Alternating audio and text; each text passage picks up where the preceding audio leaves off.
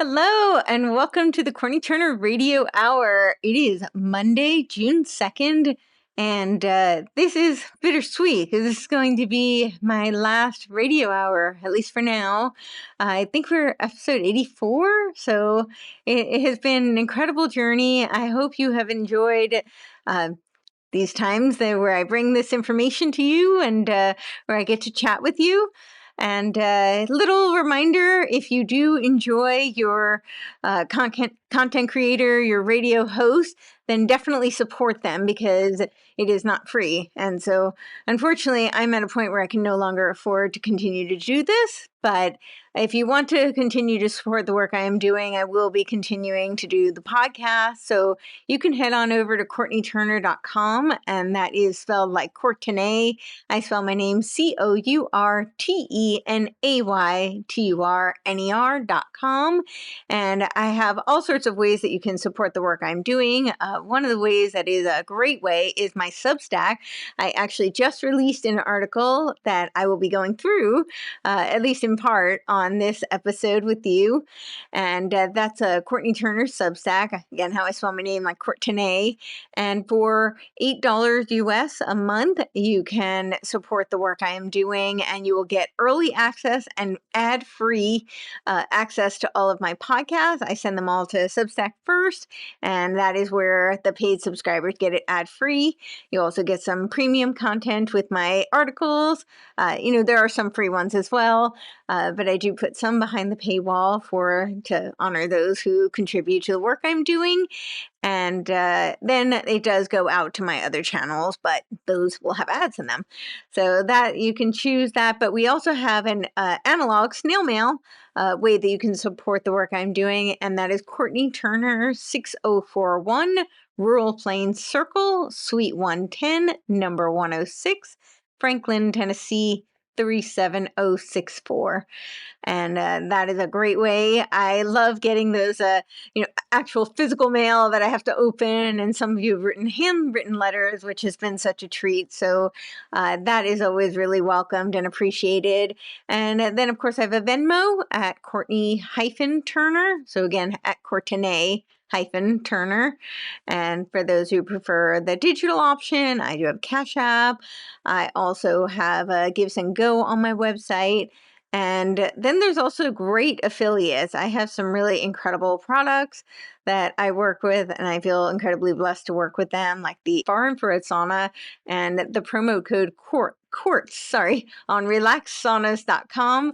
And these are incredible. Even in the summer, I use them pretty much daily. So the health benefits are amazing, and you do get a pretty significant discount if you use the promo code Quartz. That's COURTZ. And then we also have the rncstore.com.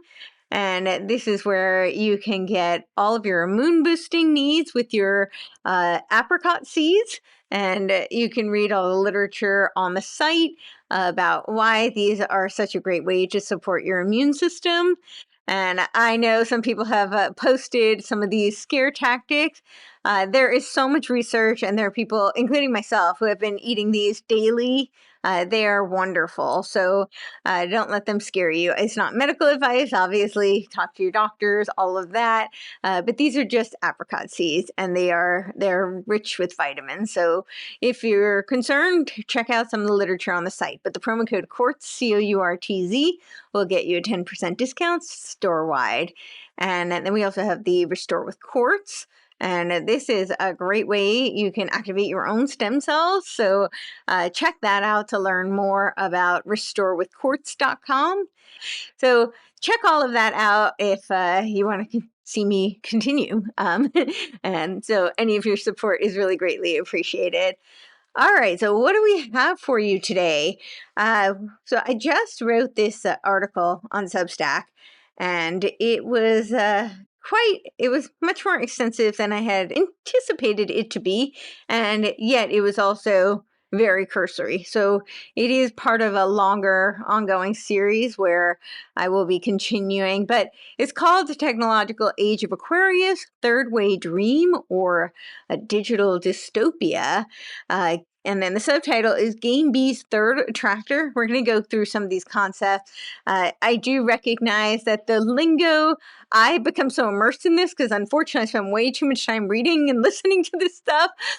So this lingo has become very, very recognizable to me, but I know it's not, second nature to everyone. So we'll go through some of the terms, but Game B's Third Attractor, and I have a video on that I will be playing. Fabian socialism, that should be a little more familiar to some people. I've written a couple of articles. I've talked quite a bit about the Fabian. They were quite instrumental in the British War Propaganda Bureau, the Tavistock Institute. That is something we've covered on my show quite a great deal. So that should be pretty familiar to most of you. Fabian socialism, third way. So we've got third attractor, third way, and then post-partisan movements creating the oneness, right? The one, the source, the monism, right? That the one is better than the many, in this Neoplatonic kind of vision that they're trying to recreate. And so that's the title, and that gives you a little sense of where we're going with this. But this is just a trend that I've been seeing, and I actually opened this article with a tweet that I had done. This was in response to James Lindsay, who was talking about, the third way movement and the political parties, and I was saying how, essentially we're always presented with these dialectics. And what I've noticed is that, and it's not just Game B, but because I've been studying this Game B movement, I actually can't find the term transpolitical in Game B. I had seen it before, but and I've seen post-partisan, I've seen post-political, but it is the same thing. It's this idea that they want to move beyond this two-party, quote-unquote, illusion, two-party duopoly. And they want to create a kind of more unified, transcendent political movement. Now, if you'll recall, Game B originated out of this attempt to create something called the Emancipation Party. And this was Jim Rutt's vision for, and it wasn't just him. It was along with Jordan Hall. Brett Weinstein was involved in these early Stanton meetings. I have done a previous episode where I showed that article from Andrew Cohen on Manifest Nirvana, and I had said that I felt like it kind of corroborated my theory that the intellectual dark web operated as an influence operation of sorts for Game B. He didn't use those words, but he essentially said that it was laying the groundwork for the acquiescence of those ideas. And so, you could say the effect was that it was an influence operations of sorts, whether that was the intention or otherwise. So that was the tweet that I had opened with. And interestingly enough, I've done a little bit more digging, and it seems that the meeting ground, catalyst, actually, for where the Weinsteins and Jordan Hall met was at the Perimeter Institute, and it was an event that Eric Weinstein was speaking at that was called the Economic Manhattan Project. I don't have the time to go too much into that right now, but I recommend that if you can, way back it. It's quite interesting. And some of the concepts in there, he does talk about path A, path B. So it isn't game A, game B, but it's interesting. And this is mostly talking about economic concepts. This was back in, I believe, 2009. So right after the 2008 Wall Street financial crisis. So but interestingly enough, that was kind of a catalyst for where they had met. And then, the Stanton meeting, the Emancipation Party was kind of a separate idea, but they were starting to converge. Jordan Hall describes it as, I guess, Eric was trying to get him to meet with Brett repeatedly. And I think finally, the third or fourth meeting, he brings it up. They start discussing this concept. But anyhow, so I thought that was interesting. I went down that rabbit hole. But then I saw this tweet from Jim Rutt, and he said that he normally doesn't watch videos. And he said, I'm not usually much on watching videos, but this engaged me from beginning to end. A brilliant vision for healing our broken world. Now, to be fair, it is beautifully done with some great music. I think it was actually Pink Floyd. I don't know how they got away with the copyright. I mean, maybe they bought the licensing. I don't know. But it is very well produced, very well put together, very well presented. The imagery is quite interesting. There's lots of symbolism in it. It's from the Project Liminality YouTube channel. And this particular one was called The Interbrain, How Collective Dream Weaving Can Heal.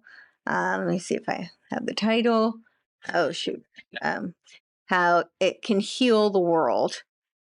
So interbrain, how collective dream weaving can heal the world. And this is Project Liminality. So now, if you'll remember, we'll play a little clip from that, but I'm going to build up to it. So bear with me. But if you remember, I believe it was last week where I showed a little bit from this Limicon, because I had said that Jordan Hall has been making the circuits on the podcast, doing the dialogues, and a lot of what he's been talking about is his conversion to Christianity. And I didn't know what type, but I had heard, I think it was a Baptist church. So I don't know if that was his official choice that he became Baptist, but that was the church he had mentioned. And he's been making this circuit. He even did one with Jordan Peterson with John Bernanke, the whole conversation, about sin. It was very interesting. So he was at this Limicon conference, Limicon 2025. And so this is part of the liminal web. And it's mapping an emergent subculture of sense makers. Remember, that's Big Bud's word for Game B. Meta theorists, and systems poets. I'm just going to read a little bit from this to you. It's the Limicon 2025, a co-created convention for a changing world.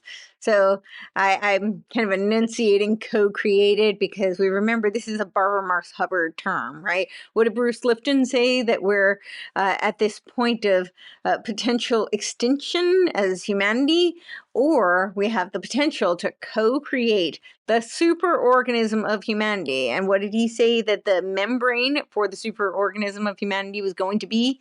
The internet. So bear that in mind. I do think that's kind of a theme here.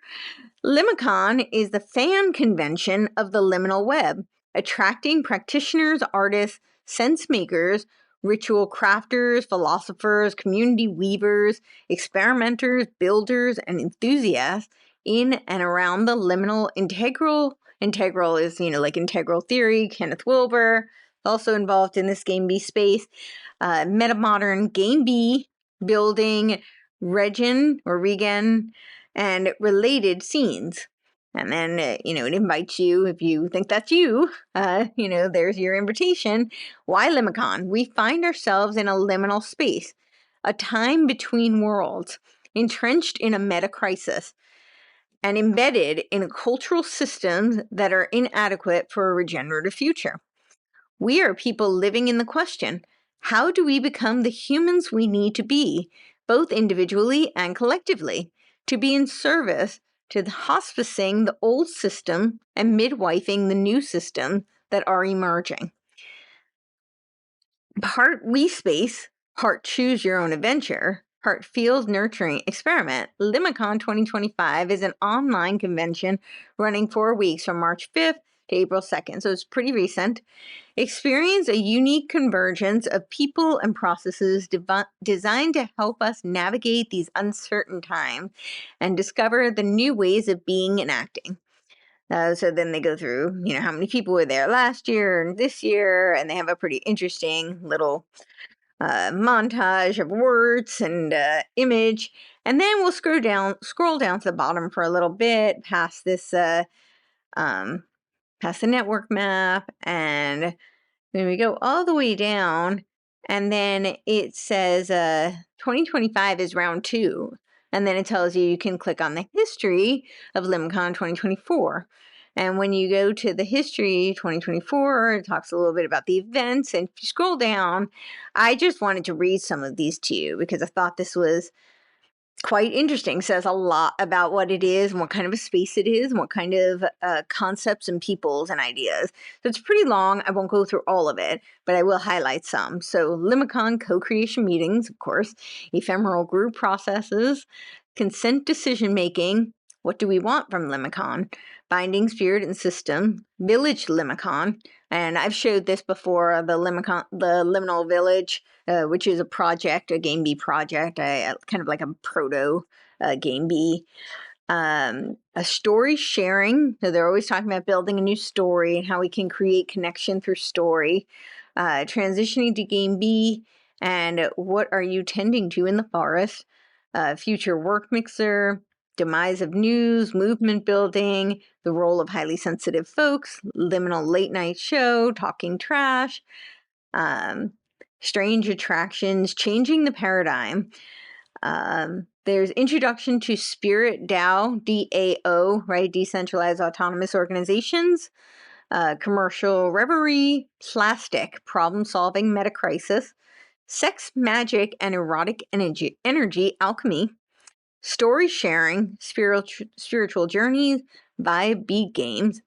All right, and then here we get to where it gets pretty interesting. How to bridge money and meaning in the liminal space, the inner development goals. And we're going to go back to that. I'm going to go to that site next and read a little bit from that, because that's connected to the UN. And that's something I've been trying to highlight, that I know this seems a little bit kind of fringe, maybe esoteric, but these people, even the ones that seem like they're very grassroots, this is all tied in with UN ideas, and in some cases directly to the UN. And we remember two of the Game Bee filmmakers are members of the Club of Rome, right? We've got Zach Stein, who was inducted in 2024, last year. And then we have Nora Bateson, the daughter of Gregory Bateson, who is a pretty long-standing member of the Club of Rome. So we've got also, what do we have? What's meta modern? Liminal entertainment, feel your chakras, cyborg math, then religion, money shadow, the world wise web. And we've covered that. That talks about Adam, A4M. Sometimes they use a 4, sometimes they don't. This channel that Jim Rutt was promoting has a whole video on the atom layer. And so if you're interested, you can check that out. It does explain it pretty well. And it really is centered around this concept of digital twins and having your digital agent be your connector to the collective intelligence, essentially. All right, so there's a lot more, like education, psychotech, all these other things, but it's a lot. So we're going to move on, and let's talk about the all right, I think the inner development goals for just a bit. And I have this, innerdevelopmentgoals.org, if you're interested in looking it up yourself. Inner development goals, transformational skills for sustainable development. In 2015, the UN Sustainable Development Goals provided a comprehensive plan for a sustainable world by 2030, right? This is the Agenda 2030. However, progress is not happening fast enough, and we urgently need to increase our collective ability to face and work effectively with complex challenges. So as I read through this, I want you to notice the similarity in this lingo, this jargon that they use.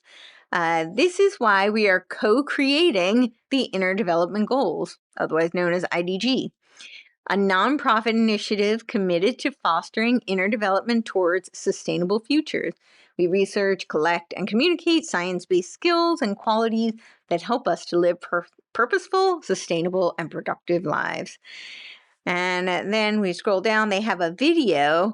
I will not play this video, but this is interesting, because this is the 2025 summit, and they say bridging polarities from inner growth to outer change, and they have these circles with the dividing line. So this kind of looks, very dialectical, and they're talking about bridging the polarities, this creating the synthesis. So that was very interesting to me. And this is they have an annual summit. This is in Stockholm, and and online. And then, of course, you can join Peter Senge for his masterclass. I think this was a few years ago, but now they're doing another one. And of course, also Robert Keegan. So let me see if there's anything else. Yeah, so just the bridging polarities I thought was very interesting. The power of either or with both and thinking. This is kind of a theme, this dialectical synthesizing of the polarities. And then they also, if you scroll all the way down, they have this I don't know how you say it. I'm guessing it's French. It's CAUX, although I think it's held in Switzerland.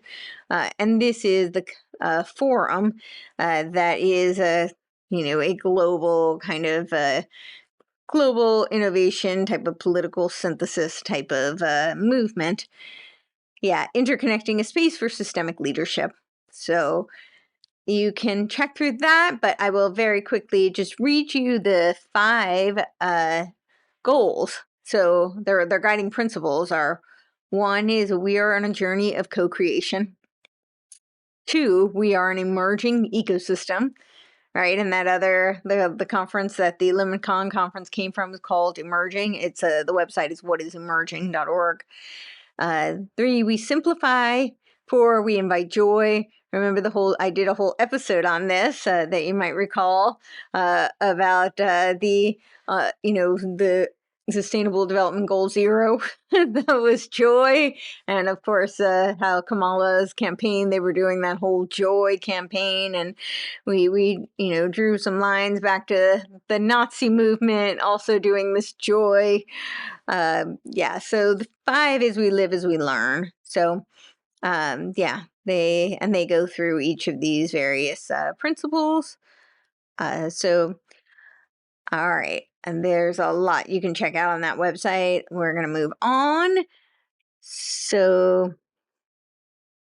this what is emerging is what preceded this Limicon conference. And I'll just read a little bit from this. It says, Emerge is a network responding to the question of what is happening within, between, and beyond human beings in a civilization that appears to be dying. So they have this whole vision that, we're about to go extinct and we're, facing our metacrisis and the world is going to end. It's an apocalyptic type of narratives. We connect pioneers, seekers, innovators, and their initiatives. We highlight what we share and seek to make visible patterns that connect us.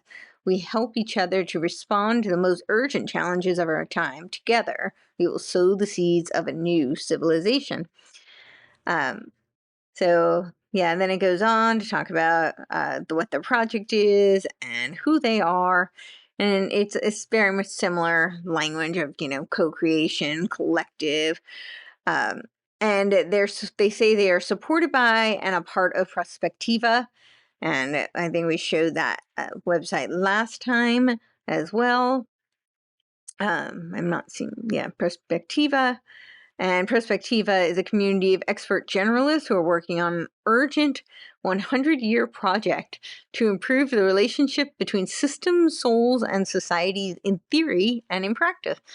We are scholars, artists, activists, futurists, and seekers who believe credible hope for the first truly planetary civilization lies in forms of economic restraint, so kind of like austerity kind of principles, and political cooperation. So again, we're the collective, the planetary kind of political movement that are beyond the prevailing epistemic capacities and spiritual sensibilities. Our charitable purpose is therefore to develop an applied philosophy of education for individual and collective realism in the service of averting societal collapse.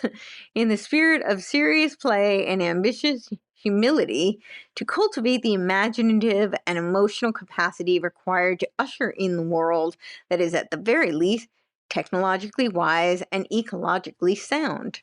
We believe is the world's major challenges stem from a crisis of perception and imagination and the failure of political culture to honor the fullness of reality, which is kind of ironic to me. That's a little oxymoronic, right? It's they're saying the problem is the lack of imagination and perception. Sounds very subjective, and yet they're saying we need to honor the fullness of reality. I'm not sure which it is. We are fascinated by the myriad of ways in which our tacitly held worldviews shape our judgment and how spiritual needs for security, meaning, and purpose indirectly create political and economic outcomes. And then they go through a bunch of their projects, and one of them is this Emerge. So that is, and of course, another one, yes, education in the metacrisis. So that is the Emerge, and I'm not going to read the rest of the stuff on the site. You can go check that out. But so as I was researching this liminality and the Limicon, I found this liminal portal. It's the liminal learning portal. And the liminal learning portal is actually on the GameBee wiki, right? It has all of these various kind of organizations and concepts. It's very comprehensive. So if you're curious about GameBee, you could spend a very long time there. There's a lot of information. But this is actually one of the resources, and this is pretty comprehensive. It's actually it's a one-man show. His name is Alex Goodall. He's in the UK, and he has kind of a disclaimer statement saying that despite the fact that we use the third person, we say we and us, it is a one person. And then he's got this people page, and it's these are just people he's picked who he says they're people and organizations who are working with directly or indirectly on humanity's transition. He actually has a whole organization that's devoted to the transition of humanity as well. I found that on his LinkedIn page. So I don't know if these people know that I would imagine a lot of them know that they're on this space because the liminal learning portal is shown on the GameBee wiki. So so you'll see Jordan Hall there, Steve McIntosh, we had Mark Gaffney up at the top there, David Fuller. So definitely recognizable names in the GameBee space. And then on page 2, it's Robert Keegan, and we had just seen him with the inner development goals, right? Jim Rutt, of course, the GameBee thought leader, Santa Fe Institute research fellow, podcaster, and he's got, if you look at his bio on the Santa Fe Institute, he's got a very interesting bio. Otto Scharmer, this is the author of The Theory of You. And this is its Pre-Sensing Institute, is what he calls it. And this is very much, I look at it as kind of like the proto-sense-making concept. I don't know that that's where they got it from, but they definitely talk about him and pay a lot of homage to him. So I imagine, at least they're very much aligned, this concept of sense-making and pre-sensing. John Vervecki, integrating science and spirituality to solve the meaning crisis. Then we've got Forrest Landry, of course, right? He's a philosopher, writer, researcher, scientist, and engineer. I think it was Magic Flight is his company.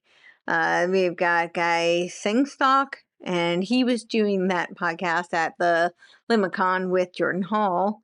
And Tony Seba of Rethink X. He's the founder of Rethink X. Charles Eisenstein, right? This is Sacred Economics, which is kind of like gift economy. We've done a whole episode on that, right? The different types of, it's essentially different variations of distributism. And then we've got Kenneth Wilber, of course, the 1/3 of David Temple. That is the Cosmoerotic Humanism Manifesto. And Alex Beener, who is the co-founder of Rebel Wisdom. And then we've also got Nora Bateson, right, who is a member of the Club of Rome, who is also the daughter of Gregory Bateson. She's the president of the International Bateson Institute, which is on the list of organization that is on this liminal learning portal. Zach Stein, writer, Education, the Future of Education, also inducted to the Club of Rome last year. Robert Kobold. He's the founding editor at Conscious Evolution. Bill Torbett, creator of Development Action Inquiry. Stuart Brand, right? This is the president of the Long Now Foundation. He was also the creator of the Whole Earth magazine. He's the one who has that opening quote that says, "We are gods, we better get good at it." And then he has his, variation of basically the same quote, and that's also on the GameBee Wiki. We got Terry Patton, the author of The Republic of the Heart and Ethos for Revolutionaries. Andrew Sweeney. Let's see who else. Eric Weinstein, thought leader, host of the Portal podcast, brother of Brett Weinstein. Jason Snyder. Hansi Frenkhoff. I'm going to butcher his name. Freinock. He's the one who's a thought leader on metamodernism, and we have covered him before. I apologize if I butchered his name. Dave Snowden, sense-making complexity science, founder of Cognitive Edge. And Jeff Salzman, who is the founder of Daily Evolver. And I don't know if this has been just updated or if they've just changed it a little bit because there were 6 pages, now there's 4, but it looks like the same number of people, so they might just be restructuring. Mike Gilland, co-founder of Future Thinkers. Helen Pluckrose, who is the editor of Arrow magazine. Daniel Gortz, leader of the Nordic School of Metamodernism. James Arbib, investor and co-founder of Rethink X. Bonita Roy, and she's kind of a sense-making thought leader. She is the author of Building Capacities for Sense-Making. Daniel Thorson, host and responsibility trainer at Emerge. Roger Walsh, professor of psychiatry, religious studies, and integral theory. Adam Robert, which is the facilitator of the sideshow. Brent Cooper, interesting. He's the founder of Abstracts organization, and he has an interesting blog. I do mention him in my article at the very end because he criticizes GameBee quite a bit. He says that he didn't think that they were left-leaning enough, which I think is kind of interesting. I don't know that I would classify it that way, but I thought that was interesting. And he's got a blog on Medium. John Bunzel, founder of Simple, global political activist, and then Diane Musho Hamilton, the author of and mediator, and Zen teacher. All right, so we did get through those. I also want to, if I can get them to load, I'd like to just very quickly go through some of these organizations that are on the site as well. So you will, of course, see GameBee is on there. Conscious Evolution, that's the new evolutionary paradigm. Barbara Marx Hubbard, we've definitely covered that. Metamoderna. New Republic of the Heart, which is that was that book we were talking about, but they have an organization as well. The Community Intelligence, Simple, Alter Ego, Immunity to Change, Integral Life, One Project, Design, Implement, and Scale for New Forms of Governance and Economics. So these are all in that like transformative space, and they do all seem to be, in this kind of creating holism, oneism. There are 4 more pages. I don't think I'm going to be able to get them to load, so we'll move on from there. But that is tllp.org if you are curious. And as I said, it was created by Alex Goodall, and when I looked up him, I found his Humanity Transition Participation Program, and he says the mission of the Humanities Transition Participation Program is to help people consciously participate in humanities transition. Humanities transition is a term we use to refer to the next in a series of 4 or 5 previous fundamental transitions during Homo sapiens' 200,000-year history. The previous ones have been transformative. The next may not. Oh, so I did get them to load. And what does he mention? The Talk Society, Neurohacker Collective, which is now Qualia Life. Right, this was Daniel Schmachtenberger's brother, James Schmachtenberger, started it, and it's almost all of GameBee is involved in this project. They sell a lot of like vitamins and it's Neurohacker is what it was called before, but now it's Quality of Life. But that's kind of the concept behind it. Institute for Cultural Evolution, Nordic Building Systems Innovations, and Spiral, 29K, Holacracy 1, The Dark Mountain Project, Both and, New Discourses, the Stoa. We've seen the Stoa created, the video for the initiation to Game B, the film. There's Campus Co-Evolve, Circling Institute, Future Thinkers, Daily Evolver, AAP Associates International, Presensing. This is the U theory. Otto Scharmer's U theory. Empathy Museum, Rethink X, which is Disruption, Implications, Choices, is a think tank on technology-driven disruption and implications across society. The Side View, all right, Future Thinkers. So, and again, these are just, organizations that Alex Goodall has picked, but some of them we know have been very much involved in this liminal space. We have seen that through the dialogues and the podcasts, and some of them were at the conference, and certainly many of them are involved in the Game B space. I don't know if all of them are. I don't know if these people even know they're on their list. So just full disclosure there that I don't know. Okay, so I wanted to do a little introduction to the concept of the third way, because this is really what I'm seeing, is that this transcendent movement, this kind of monistic concept, we've talked a lot throughout these shows in these past year and a half, I guess, about theosophy and the building of this one world religion. And I think that's very much what's happening in all sectors. Is they are definitely creating a one world religion in order to usher people into one world governance.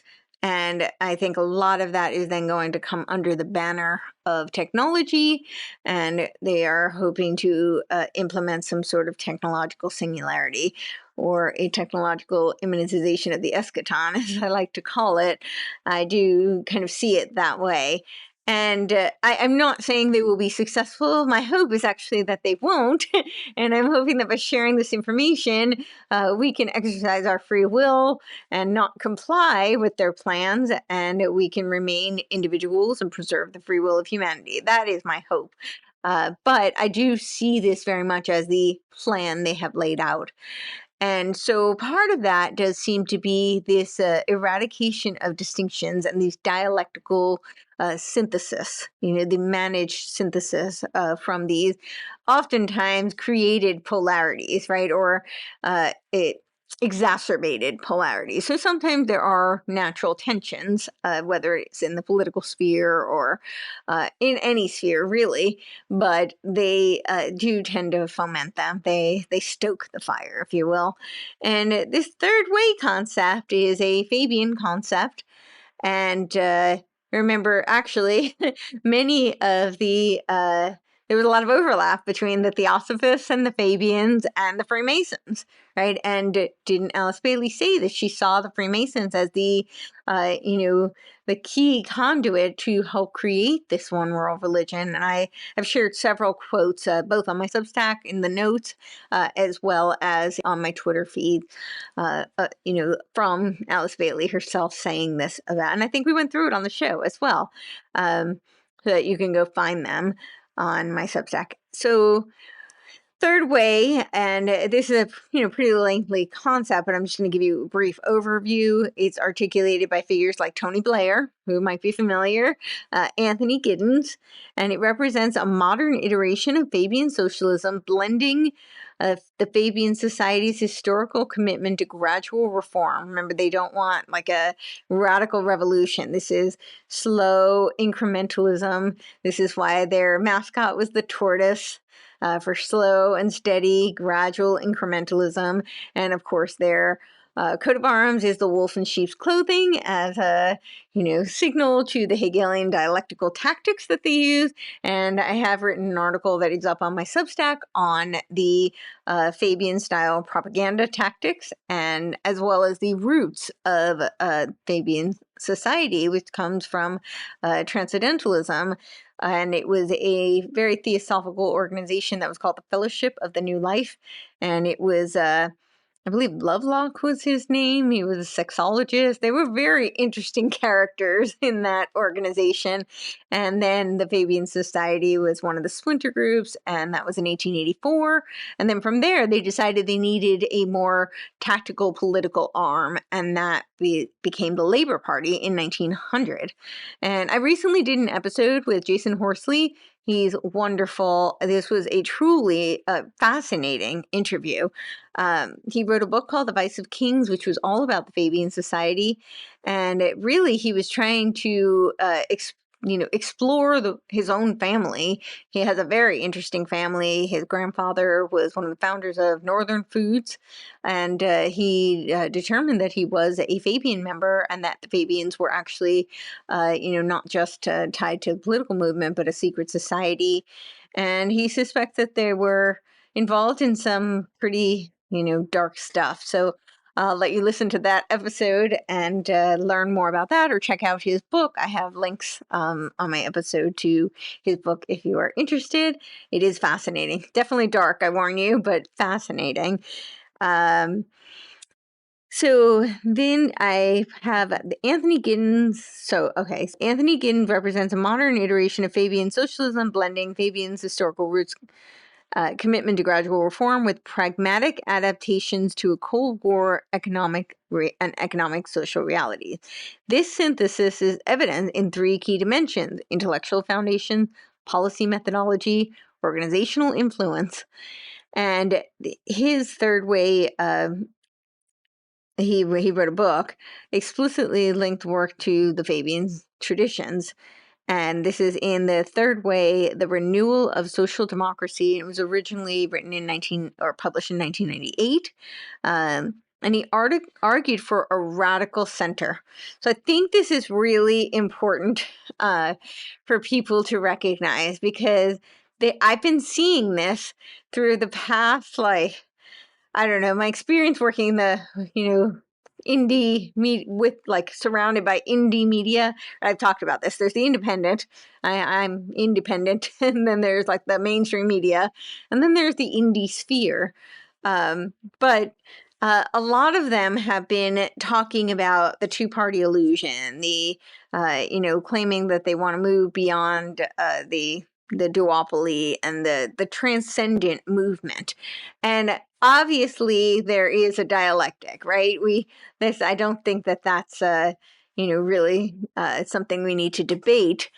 George Washington even warned us against the two-party system. However, I think that what I'm seeing is that they are preying upon this reality, and that the fact that a lot of people are waking up to the fact that those tensions tend to be dialectical, and that they tend to play them off each other, right? They play the left and the right off of each other. And they do it for political gain, to create, to move the Overton window, to create managed synthesis.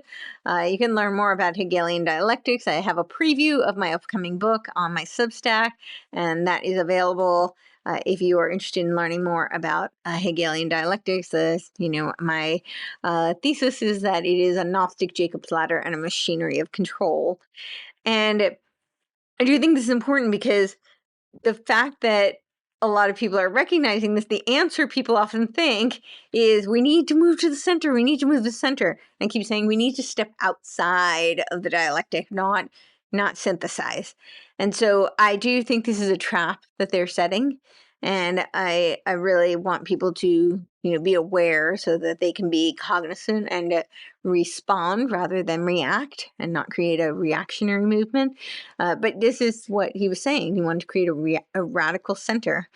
And then he says the framework addressed 5 key dilemmas: globalization, individualism, the traditional right political spectrum, questions of political agency, and ecological concerns. And these dilemmas were reflected in the complex challenges facing modern democratic societies and what he saw as the inadequacy of the traditional political responses to address them effectively.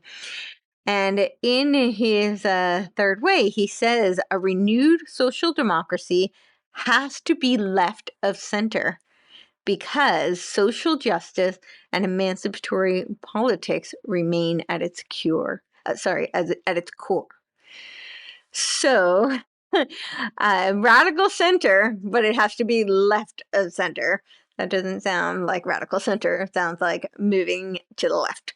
Dialectic progresses left.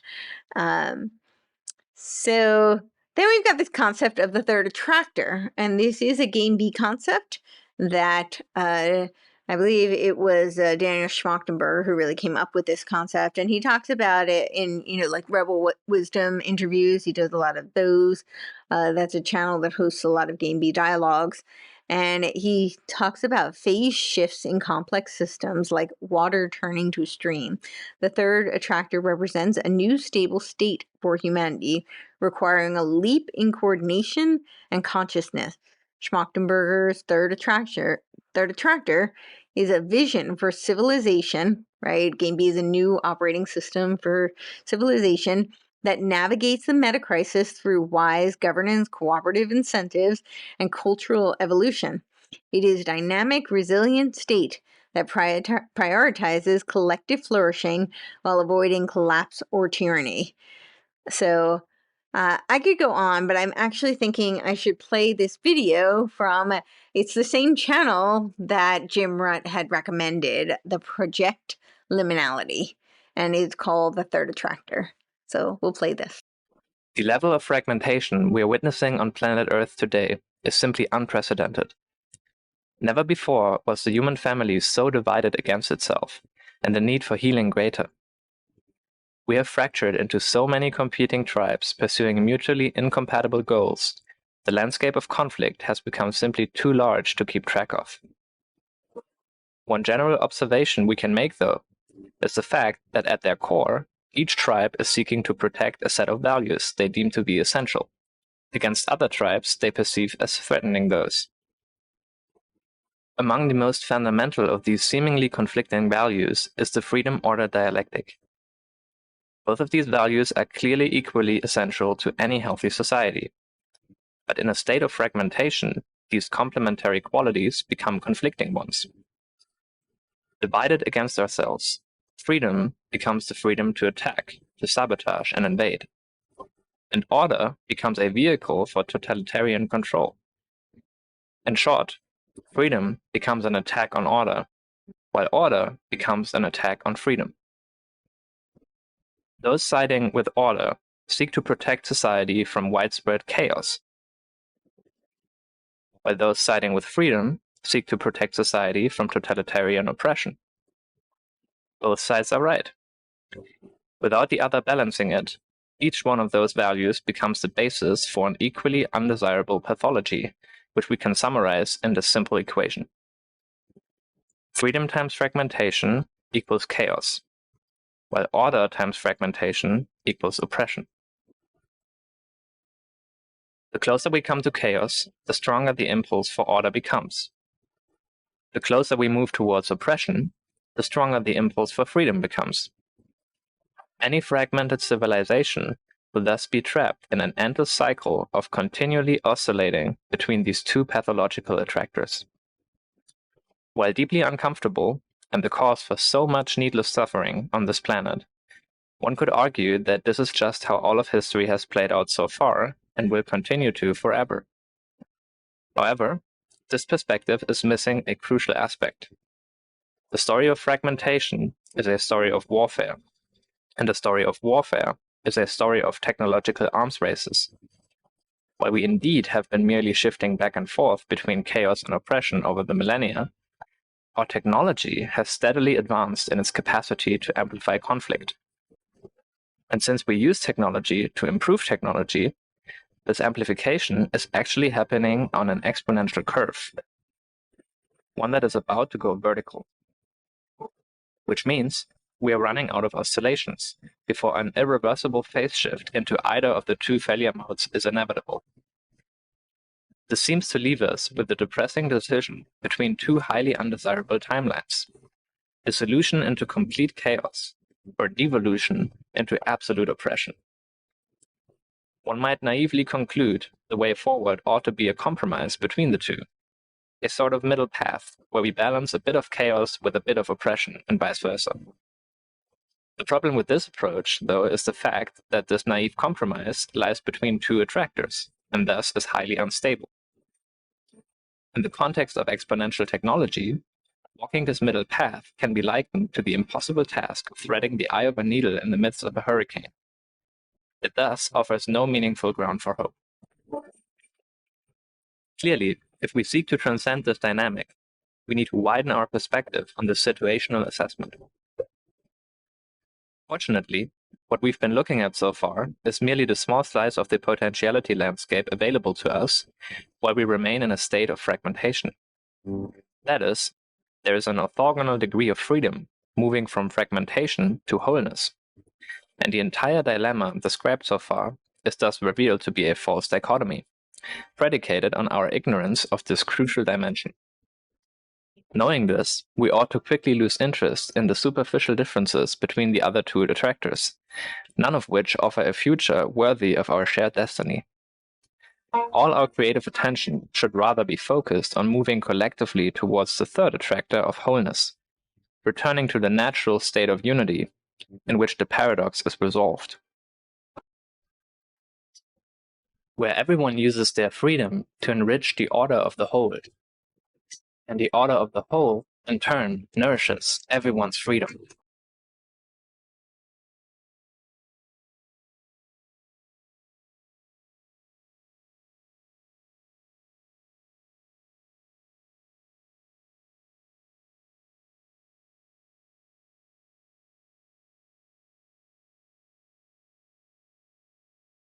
So I recommend you watch the video because there's a lot of symbolism, at least that look like to me. The compass and the all-seeing eye, the red and the blue, and the dialectic and spiral.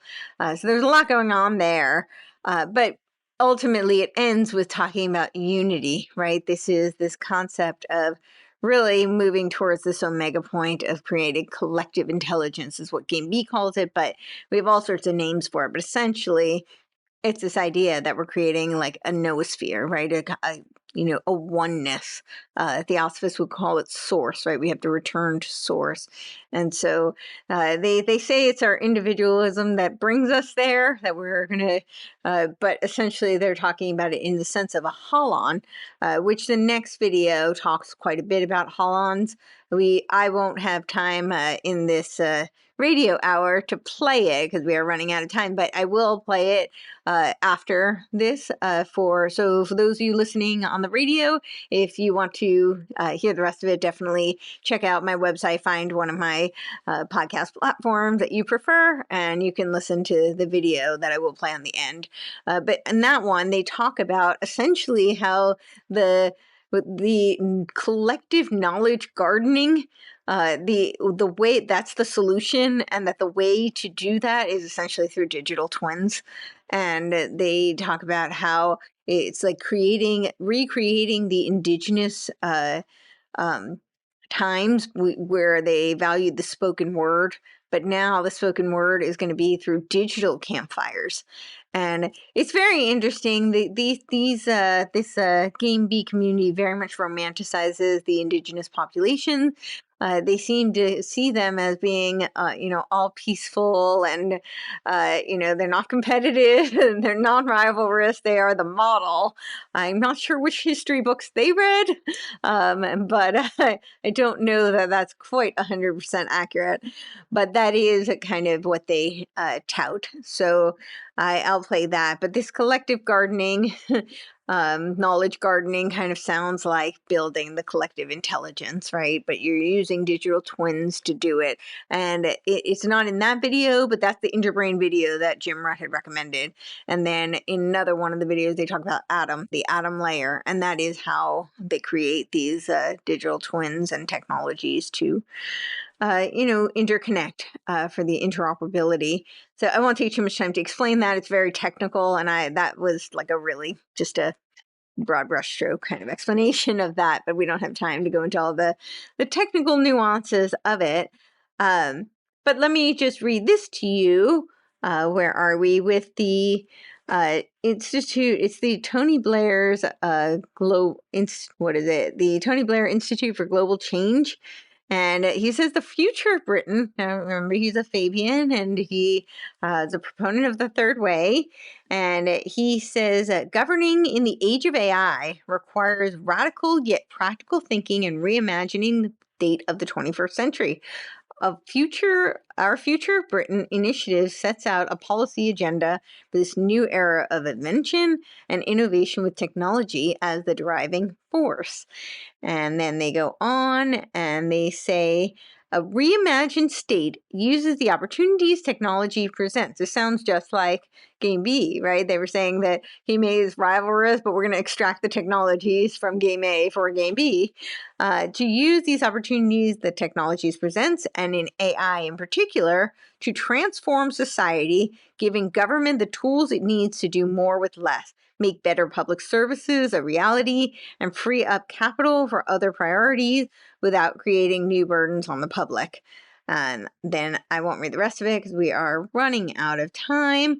But I just wanted to, before we wrap up, I named in my article a whole bunch of these transpolitical movements. I also go through some of these technologies that they want to use in the transpolitical movements, like ranked choice voting and blockchain voting, quadratic voting, all of those. I go through a bunch of them. I couldn't cover all. Obviously, I don't know that I know of all of them, but I cover quite a bit.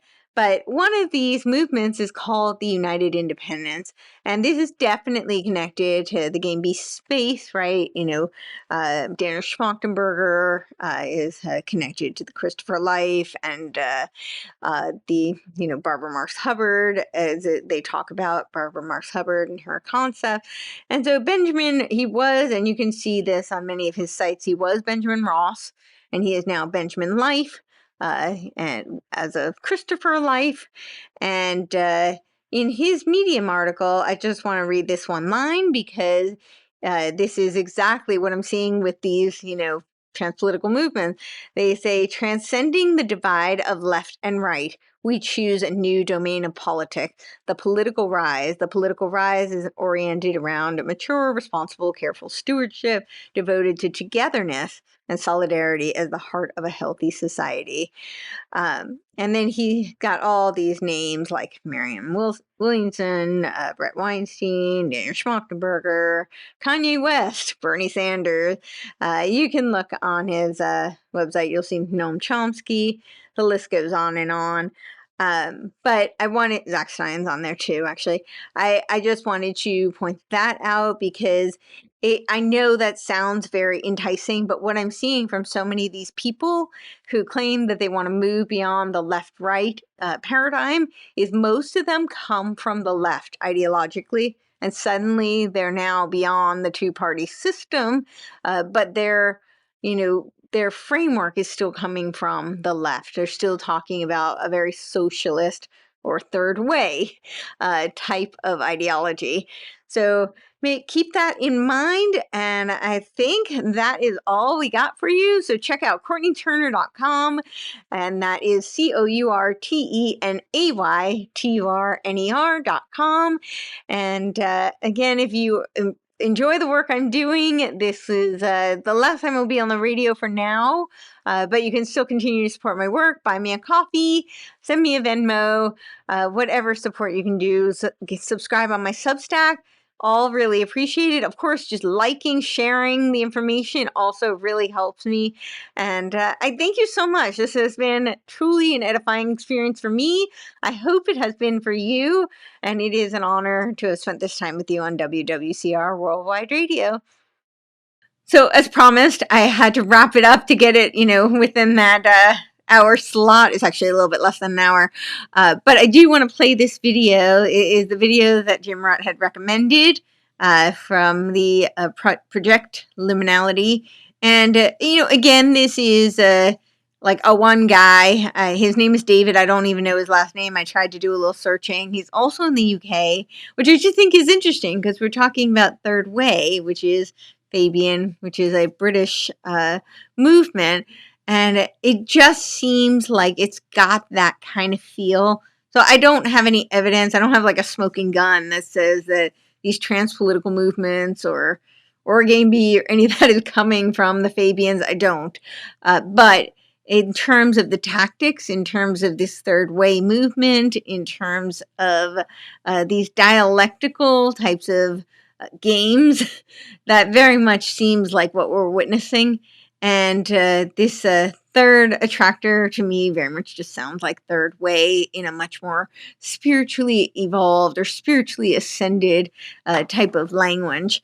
So check out my article and see what you think. As I said, it's actually, I know it's not that short an article, but it is actually pretty cursory. I really just kind of laid out a bunch of these concepts. It's part of a longer project I will be working on, but I wanted to get some of the broad brushstrokes out there. And I have a lot of hyperlinks, so if you're somebody who likes to do intellectual spelunking, then there's lots for you to dive into there. This is the technological age of Aquarius. So check that out on my Substack, and I'm going to play this video for you. We did speed it up a little bit, just so that it's not as long, but you can watch the full video is close to an hour, and I highly recommend if it's something you're interested in, if you are curious about this type of space and what the concepts are that they're presenting, then it really is fascinating, and they did a great job. He actually did a really good job with this video. I just, I'm not quite sure where all of these ideas will lead to. And as I've said, I'm not sure. I think a lot of these people have the best of intentions. I just think that when they talk about things like digital sovereignty, it sounds like an oxymoron to me. And I think they're building the potential digital prison. So, or at the very least, some sort of sociological, scientific dictatorship or technocracy. So, but you watch for yourself, check it out, and thank you so much. There are two main problems with the current paradigm of personal knowledge management. The first relates to the inseparability of the fragmentation within and between worldviews we established earlier. The solution thus cannot lie in a merely personal approach. We need each other to see our blind spots. Hence, our efforts need to be collective in nature. Rather than each maintaining their personal second brain in isolation, we need a collectively interconnected interbrain, in which we all participate as equals. The second problem with the current paradigm lies in the implicit attitude that knowledge is something to be managed. This attitude is reflected in the way knowledge in the second brain is represented in the fundamental unit of written documents and structured in a hierarchy of categories. But knowledge, as we commonly understood in our indigenous roots, is alive. Managing it in this fashion thus constitutes a category error, reflecting a bureaucratic hangover from an era dominated by the written word and characterized by narrative engineering that is coming to an end. The era ahead of us will come with a return to the spoken word, and once more be characterized by vision gardening. For the interbrain to enable this, it must hence switch from the paradigm of personal knowledge management to one of collective knowledge gardening. At its core, this requires us to find a new fundamental unit for representing knowledge.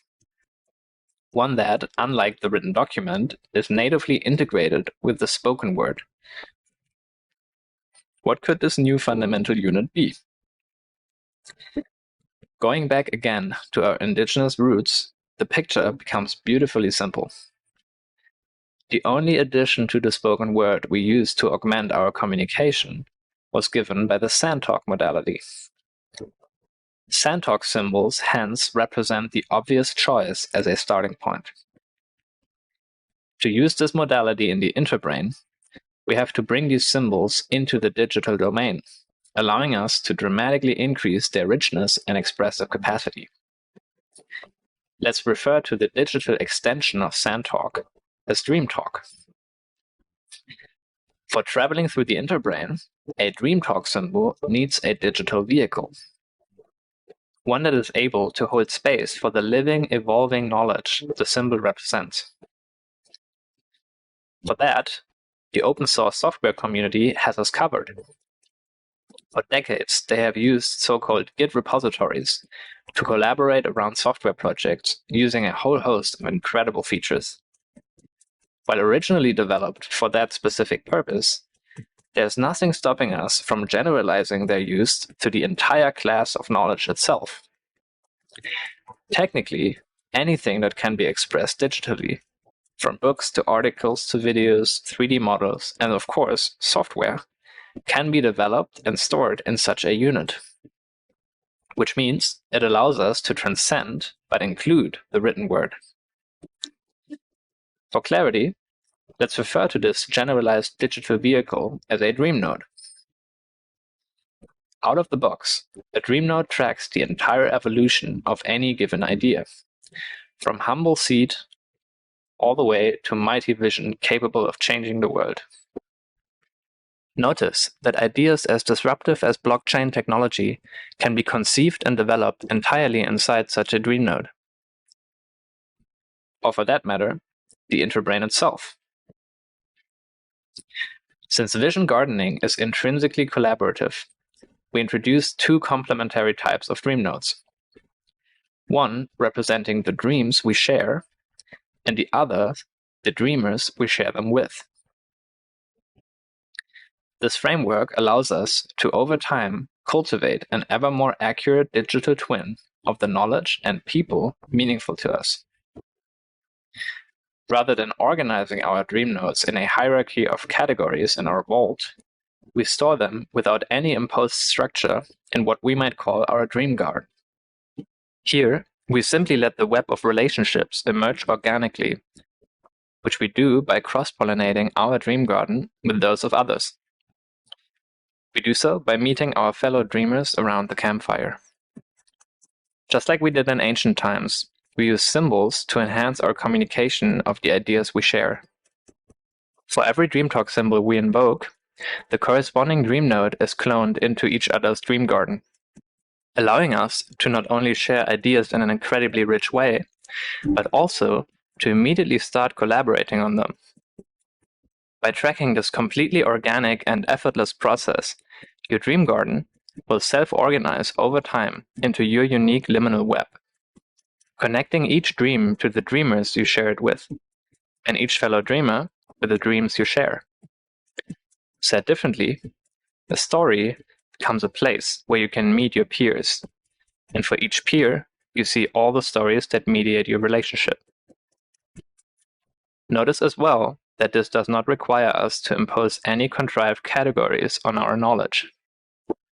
With this, we have found a way to transcend but include the written word into our system, returning it to be in service to the spoken word again.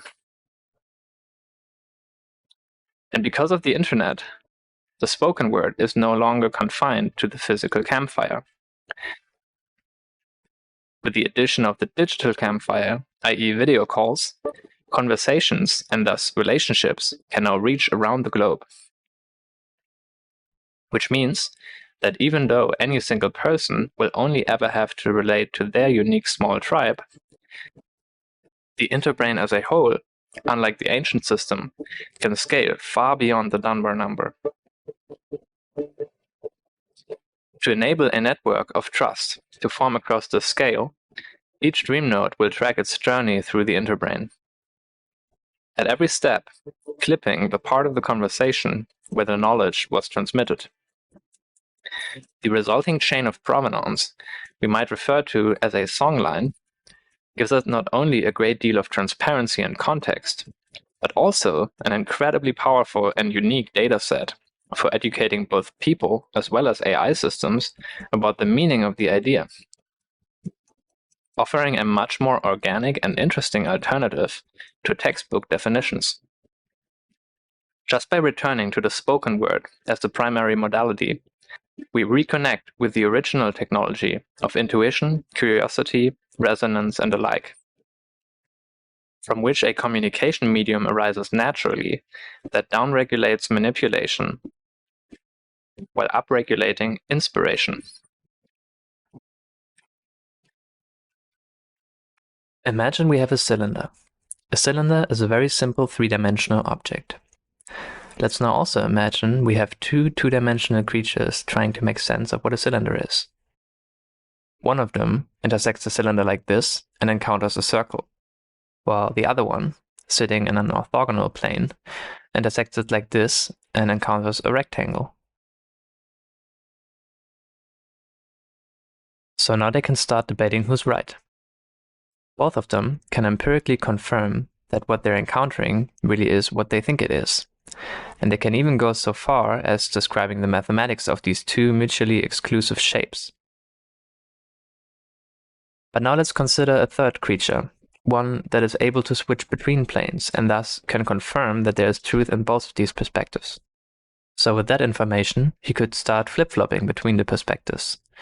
Or he could say, we just have to hold paradox, it's both and neither at the same time.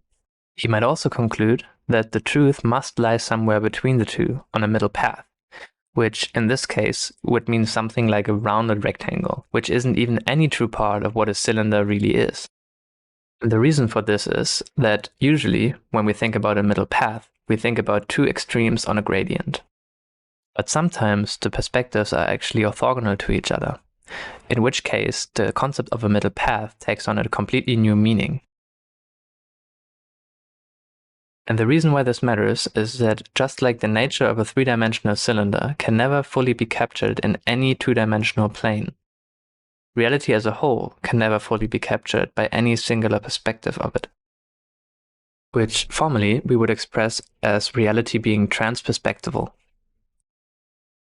So what this means is that in order to make sense of reality, it is necessary to seek other perspectives and to inhabit them to the best of one's ability, to then weave them together into something that is not a perspective itself, but both transcends and includes every perspective that went into creating it.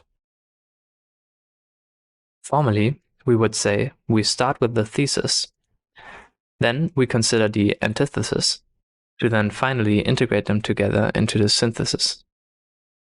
And this whole process of making sense of reality is formally referred to as a dialectical thinking.